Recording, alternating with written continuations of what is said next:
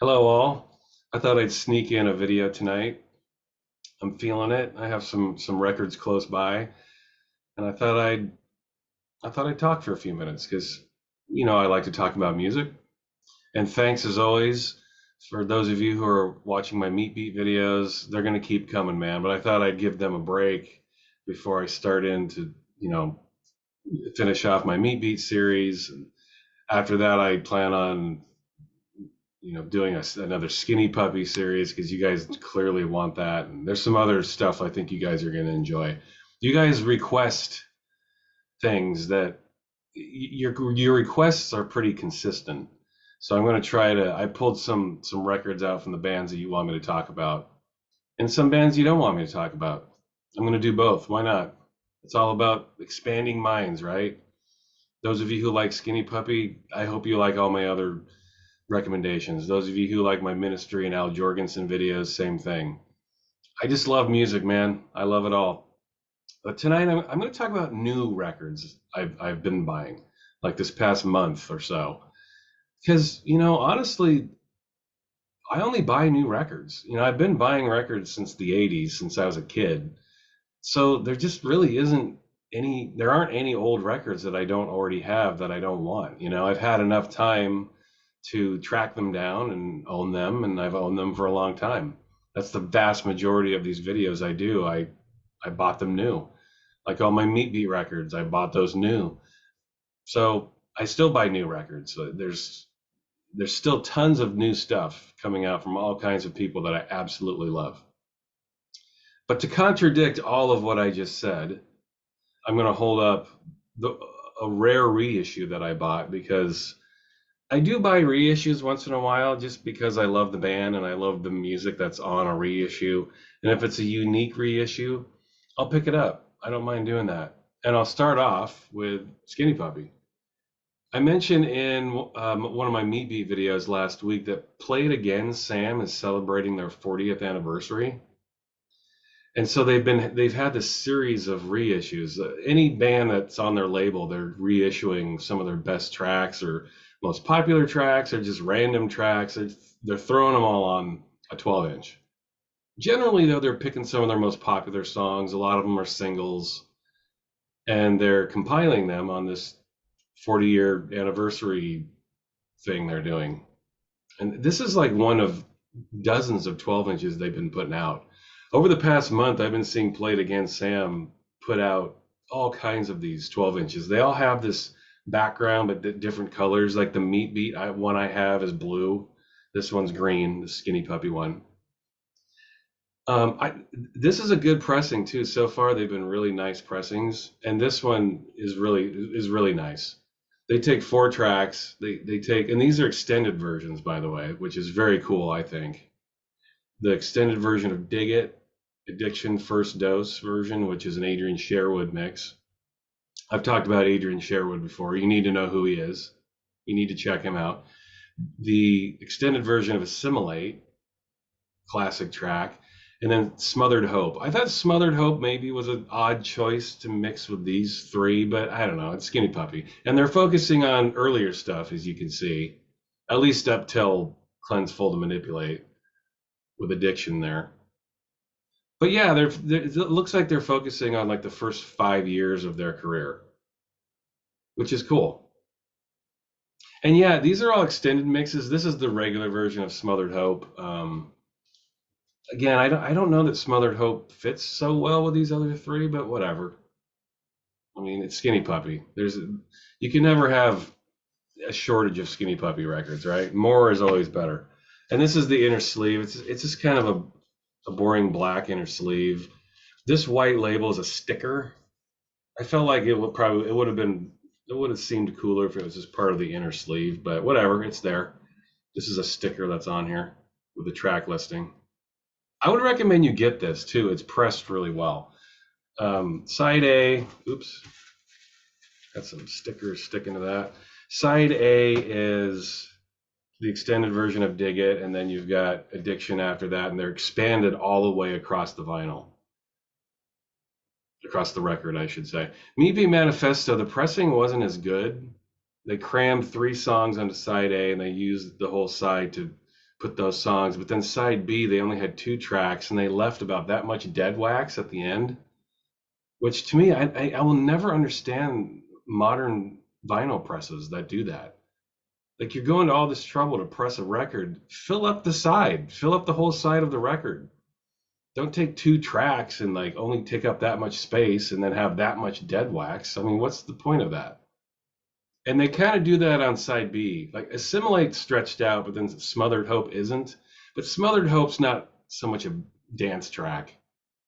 So I understand why they extend these 3 because they're dance tracks.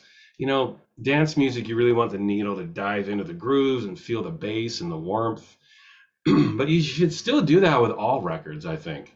If you've got the whole side of the record, use the whole side to put your etching on there.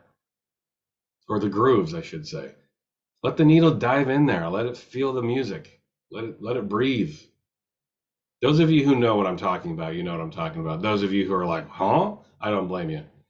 If you've got a record, you want to use the whole side to put the music. You don't want to just use half of it. That's what I'm trying to say. The more compact you put the track, the less warmth you're going to get out of the sound. So this is a good pressing. I would recommend it to Skinny Puppy fans. Okay, I guess this is kind of a left turn. I'm going to take the sleeve off here. This is Love and Rockets. I've never been a huge Love and Rockets fan, never really been a Bauhaus fan either. I do like Peter Murphy. In fact, I've thought about doing a video on Peter Murphy. What do you guys think about that? I have a box set he put out several years ago that has all of his solo albums in it. And it's a cool set. I was thinking about doing a video on that one. But this got reissued. It looks like it got reissued last year, but I didn't learn of it until just recently. Sorry for the glare there. There, that's a little better. But anyway, they repressed two Love and Rockets albums from the 90s. This is my personal favorite Love and Rockets album. I didn't get into 80s Love and Rockets, you know, Ball of Confusion and No New Tale to Tell and Mirror People. I mean, that stuff's okay, but I never really got into Love and Rockets so much. So Alive, you know, I don't know. Not really for me. This is the album they went into outer space with. This is their one electronic album.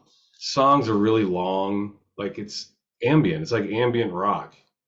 And it really suited them, man. I was hoping that they would keep going down this path at the time, but this is like the one-off Love and Rockets album they did. It doesn't sound anything like anything else they ever did. But I thought that was a good thing. Hot Trip to Heaven. They just reissued this in a gatefold sleeve. The original is not a gatefold. I do have the original, not a gatefold, that one. And this is a good press too. They did a very nice job with it. I was pleased. Anyway, if you're a Love and Rockets fan, and if you are, you probably don't like this album as much. I think most Love and Rockets fans, I think they generally probably feel like this is their worst album because it's the one album that doesn't sound like anything else they did. I'm the other way. I thought this was the best thing they ever did. And I really wish they would have continued down that electronic path, but they were just stretching their legs. I guess the album they did after this was electronic though too, wasn't it? What was it called? Lift, right? Lift? It was really dancey, that one. This one's more ambient. So yeah, I take that back. They did do another electronic based album with Lift. I didn't really like that one though. It was a little too trancy for my taste, I guess. And this is the other Love and Rockets album they put out on vinyl recently. Sweet Fuck All. This is a really cool album, and they never released this on vinyl at the time. When did this come out? This came out in 2000, late 90s, early thousands, right? I don't know the exact year. Really cool record. And I was happy to get this on wax because, yeah, they never put it out on wax at the time. Gatefold sleeve. Here they are again. The boys, Haskins, Ash, David J, all standing there looking cool.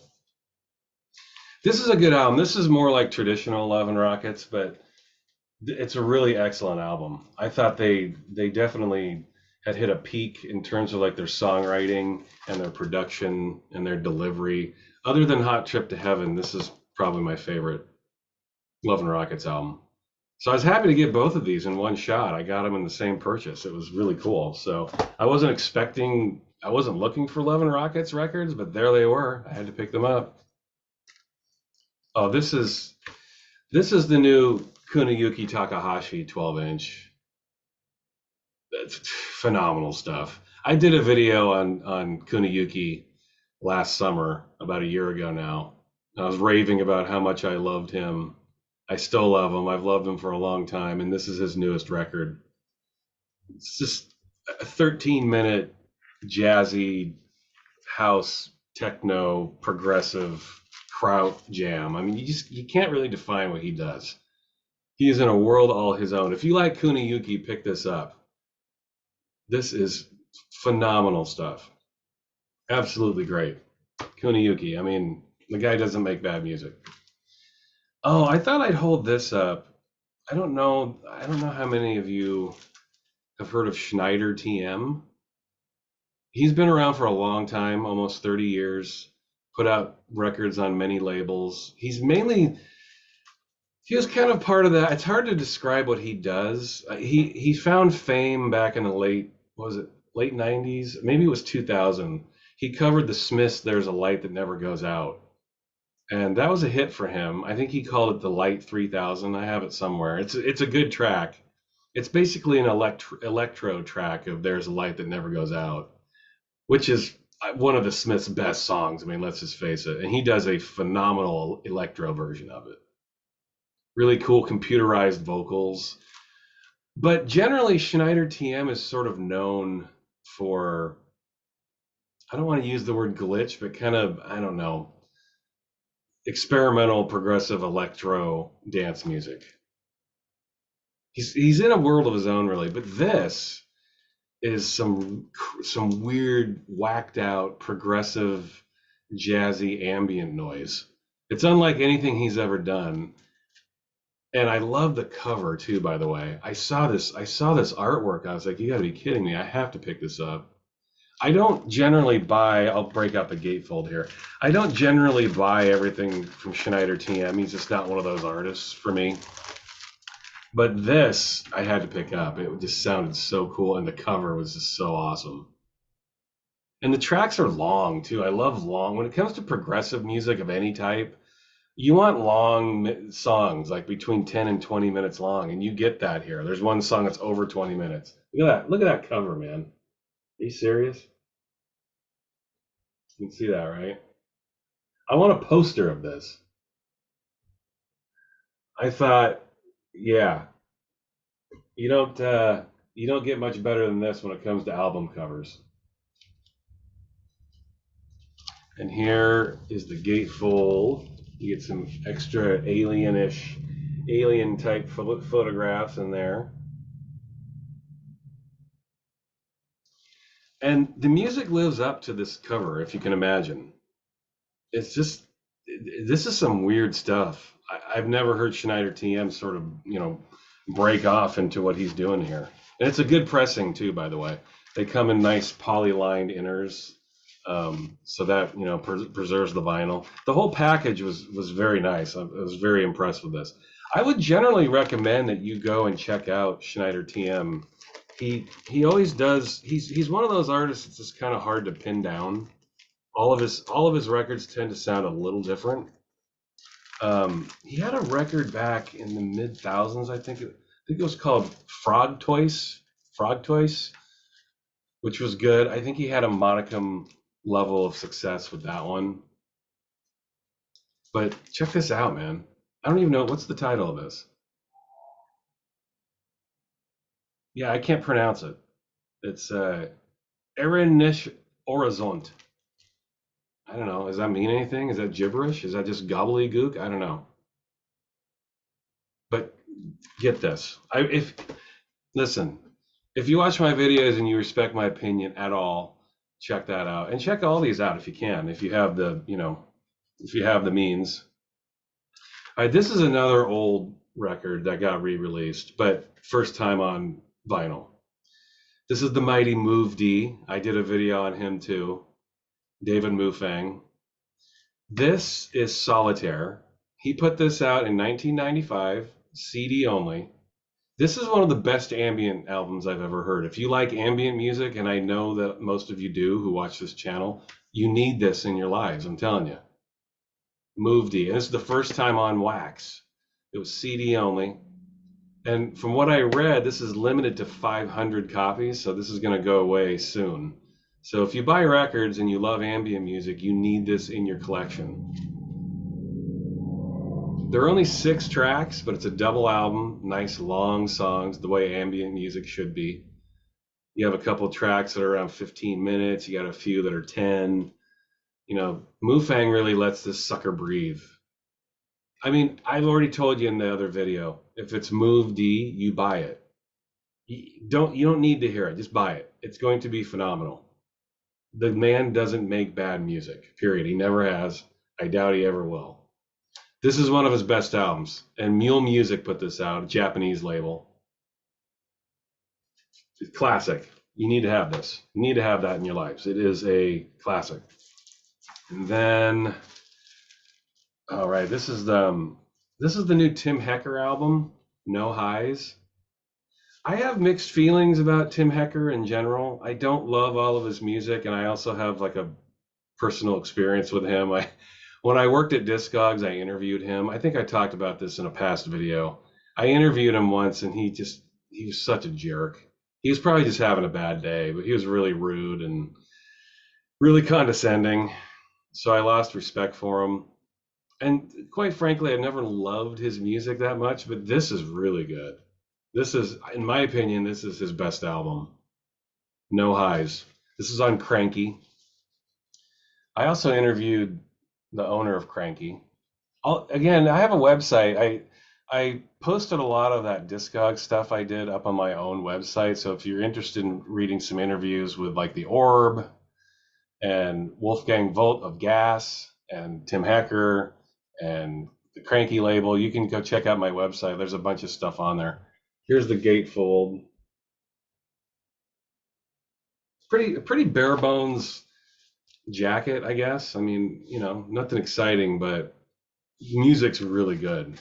This is my favorite. I mean, I've listened to it a couple times this week, and you know, I would argue that this is Tim Hecker's best album. Yeah, I could. I'm not gonna tell my story of the day I interviewed him, but it's an interesting story. If people want to hear it, you can tell me. I'll tell you. That was a weird day, man. A weird day indeed. But hey, even if the artist is kind of a prick, you can still enjoy their music, right? And this is a really good album. I remember when Rave Death 1972 came out. What was that? 2011 that came out. Does anyone remember how obsessed with that record people were? People loved that album. I didn't get it. I remember at the time I listened to it waiting for it to blow me over, and I just was like, okay, it's all right. I can think of 5 other ambient albums this year that I think are better. This I think is good. I think this is better than Rave Death. Just an opinion, just my opinion. Maybe you disagree, maybe you don't. Tell me either way. Okay, I just got this album a few days ago. This is my album of the year so far. And I want to talk about this guy to some degree. ASC. ASC. This guy is on fire right now. ASC, The Depths of Space. That is the name of this album. It is a double album. This man is, yeah, he is a ball of fire right now. He is so prolific, but his music is always awesome. See, that's the thing. Most artists who are prolific, a lot of their music is not that great, or, you know, that's just the product of being prolific, right? Like if you put a lot of stuff out, you know, by proxy, a lot of your stuff probably isn't going to be that good. Not here. Everything this man puts out is awesome, man. He is a premier electronic producer, and I think he's within the top 5 electronic music producers in the world today. He is that good. This is a drum and bass album. He makes drum and bass music, he makes techno music, and he makes ambient music. And he makes all of it excellently. It's all good. He doesn't put out bad records. And it seems like every other week he's got a 12-inch out or a new album out. This man just shits out albums on cue, but they're always good. And this is blowing me away right now. Again, if you respect my opinion, you need to pick this up. You need this in your lives. Check this out. Something that ASC is doing right now that I think is essential, and it's so good. It's so called for. Drum and bass has been going downhill since the mid 90s, I think. They called it they called the kind of drum and bass I like liquid drum and bass. It's kind of a stupid term, but liquid drum and bass was a genre tag for artists like PFM, artists like that who made this global communication also did some excellent liquid drum and bass where the songs were long. They had a lot of time to breathe. I know I talk a lot about long songs, but I like songs that can keep your attention for a long time. Any song can keep your attention for 2 minutes, but if you can keep someone's attention for 7, 8, 9, 10 minutes, you're really onto something, I think. And he does that here. Drum and bass in the late 90s, it just started like it was almost like the artists were having a contest and who could have the fastest beat. Tracks got faster, they got shorter, they got less interesting, there was less soul to them. The original drum and bass and liquid drum and bass was very jazz inspired too, very warm synths, inspired samples, inspired vocals, a lot of jazz, just excellent stuff, a hybrid of excellent music. But then it's just kind of devolved, but not here. ASC seems to know that, what I was just talking about. He seems to want to bring back a revival of sorts of that mid 90s liquid drum and bass sound. Songs are long, they have time to build and breathe, and they're excellently produced. They're really warm and emotional, but aggressive at the same time. That's a hard thing to pull off, man. And especially in drum and bass. Drum and bass is almost always aggressive, but you don't have that warmth to it. You do here. You do here. He put out a triple album a couple years ago called Isolated Systems, too. Excuse me. You want to pick that up. Isolated Systems is badass. I thought that is up until this. I thought it was the best drum and bass album of the past decade, but now this is. This is blowing me away right now. I love this album. Check this out. If you like my channel, check this out. I don't think you'll be disappointed. Ah, so good. And anything this guy does, like I said, he does techno, he does ambient. He's just like a machine. But again, it's all good. And he's been producing music for over 20 years now. He's a pro, he's a veteran, he's been around. But even still, man, to have this kind of quantity, but then be able to keep up the quality as well, it's very unheard of. It's rare. And this is a phenomenal record. You need this. You need this in your lives. Depths of space, y'all. Don't sleep on this. And because people seem to love staring at records that are different color than black. One record is black in this set, and the other one's this kind of an orangey, yellowish, bronze color. My God. Listen, if you don't think you like drum and bass music, give this a shot. This might change your mind. I love drum and bass music, but I'm very picky about it. Hitting all the right spots. I'm going to end this video with this. I'm not going to show off every single record in this set, but I highly recommend this to any fan of experimental electronic music. And if you're an Autechre fan, you already have this. But this is the new Autechre Hafler Trio box set from Vinyl on Demand, which is a really good label. They do excellent pressings, and they're always limited, but the records are always pressed to the highest quality, and this is no exception here. But this is a compilation of everything the Hafler Trio and Autechre have ever done. And this is spookily good, man. Emphasis on spooky. It's Autechre, but it's not Autechre like you're used to them. It's very moody, very ambient, very noisy. When I think of music I would compare it to, I would compare it to stuff like the most ambient experimental stuff of Coil, of In the Nursery, that kind of sound. Just very unnerving, noisy electronics. And 7 albums of it too. There's 7 records in this box. This is a pack of pictures. I have not opened this envelope yet, and I am not going to right now. Sorry, I'm not going to bust this open yet. I want to have a moment, a private moment as I break that open. It's also sealed. To be honest with you, it's an envelope and it's sealed. I don't know. I can't think of any more boring than watching a dude unseal an envelope. So I'm going to hold off on that. This is number, I think it's 149, right? This is 149 of 500, so it's pretty limited. You're not going to see a lot of these. And yeah, 7 records, man. You can see some writing here. It's glossy. Let me read some of this. I think it's just gobbledygook. It's more exposition. I don't know if they're even complete sentences. Let's see. Not even listening as the lip of the finger hits the bottom. All is not dark. The way just to avoid the slap. And of course, that staff that happens when people just will not stop feeding. It's hard to read because you kind of have to hold it up to the light and at an angle to read it. Anyway, 7 albums, man.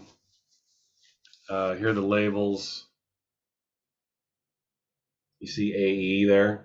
That's the Autechre trademark. And you know if Autechre's on your record, you know it's going to be good. Everything they've done.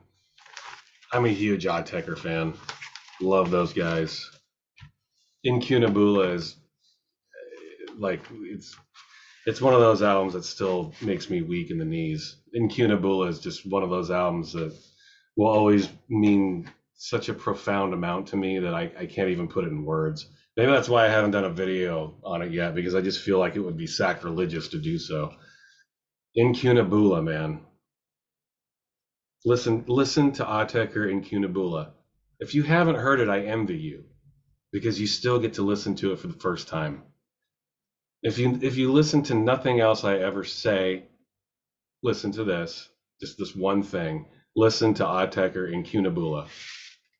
You will thank me later. Anyway, you get the polyline inners. There's 7 more of these. I'm not going to show them all. They pretty much look exactly the same. They're all black with the writing. This came out a few years ago. The box was white, and I missed it. It sold out in like 5 seconds, and I missed it. But this one I was quick enough to get, and it's a black box, and I'm glad I waited. I would have rather had the black box. So anyway, oh man, I'm up over a half an hour already, but I just wanted to share my new purchases with you. I hope you enjoyed it. Check out these records if you can. ASC. ASC. Check them out. You'll thank me later. All right. Until next time. Bye.